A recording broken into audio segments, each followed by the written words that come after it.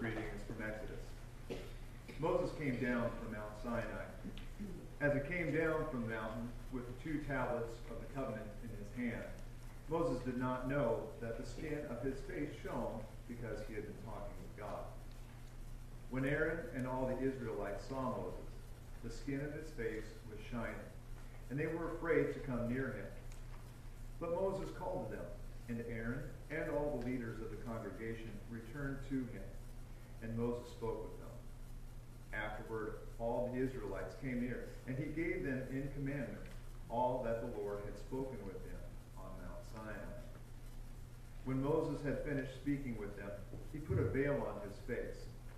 But whenever Moses went in before the Lord to speak with the Lord, he would take the veil off until he came out. And when he came out, and he told the Israelites what he had, told the Israelites what he had been commanded, the Israelites would see the face of Moses, that the skin of his face was shining, and Moses would put the veil on his face again until he went in to speak with the Lord. The word of the Lord. Thanks be to God. The second reading is from 2 Corinthians. Now the Lord is the Spirit, and where the Spirit of the Lord is, there is freedom. And all of us, with unveiled faces, seeing the glory of the Lord, as though reflected in a mirror, are transformed into the same image, from one degree of glory to another. For this comes from the Lord, the Spirit. Therefore, since it is by God's mercy that we are engaged in this ministry, we do not lose heart. We have renounced the shameful things that one hides. We refuse to practice cunning or to falsify God's word. But by the open statement of the truth, we commend ourselves to the conscience of everyone in the sight of God. The word of the Lord. Thanks be to God.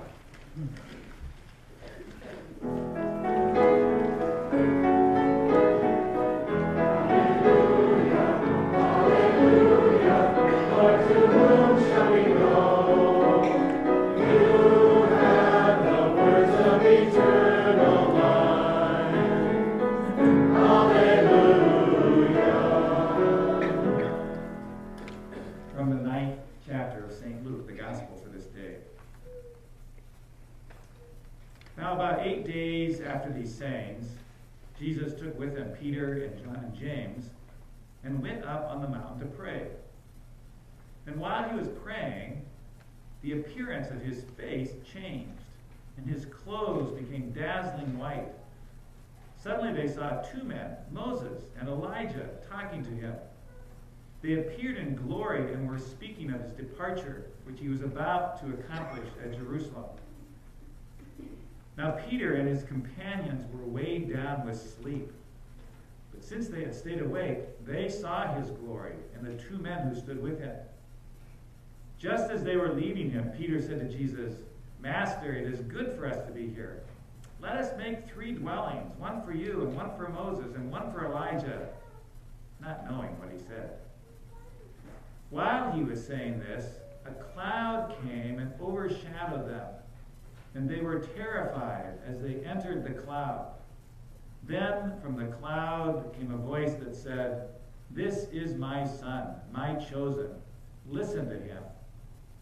When the voice had spoken, Jesus was found alone. And they kept silent, and in those days told no one any of the things they had seen. The Gospel of the Lord. Thanks be to God. You may be seated. I'd like to invite the children who are here to come up.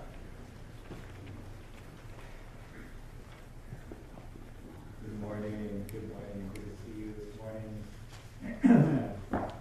Once again today, I brought one of my little friends with me here. Let me see if it's all right here.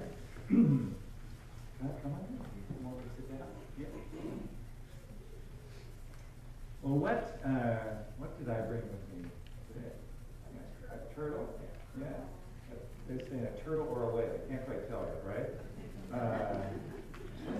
This is a turtle. But in order for the turtle to be fully itself, what does it need to do? Yeah? It's got to get out of its shell, doesn't it? It's got to change. It's it's gotta be transformed. I'm gonna use the word transform. It's gotta change. Okay. Think you can do it? How about if you help it out? Say, come on out, turtle. Okay. Well, he likes that kind of encouragement. Here he comes. Here he comes. There he goes. There's a little turtle. See? But sometimes he comes out and gets scared. He goes back inside again. So tell him to come out one more time. Okay. There he is. He changes his shape. He got the shape that's inside, but he all of a sudden he says, I can come out, I can change my shape. You can transform. And your encouragement is so important. Well, today is the Sunday we call it Transfiguration, but we can also use the word transformation. Jesus was changed. Something even more came out of Jesus. It was always there. The Spirit of God was always there. But Jesus was changed. When the Spirit of God shone and his face shone. And this turtle was transformed from being inside the shell to outside the shell. And I'm saying that because today we celebrate how God transforms us. God changes us. What's some of the ways you're changed as you get older here? What are some of the ways you're changed? Get taller, yeah. Good. What else? Sometimes your voice gets deeper. That's right. Sometimes your voice gets deeper. That's right. Exactly. What else? How do you change as you get older? When you're at school, how does school help you to change? You get smarter, yeah. Well, you like learn how to divide with numbers that are like two different parts. Oh. Like halves.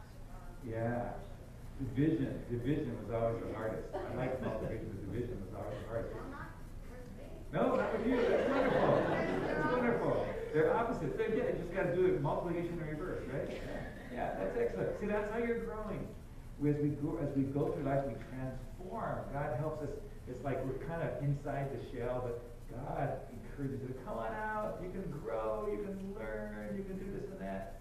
And today's the Sunday of the transformation. When Jesus shows how the Spirit of God within us, we grow and we shine with the glory of God. That's what we're celebrating today. So, I think the little turtle wants to sleep for the rest of the service. Is that okay? He goes back to sleep. Okay. So you tell the turtle, okay, go back in, Mr. Turtle. Okay, bye-bye. There we go. Okay, thank you very much. You can sit down.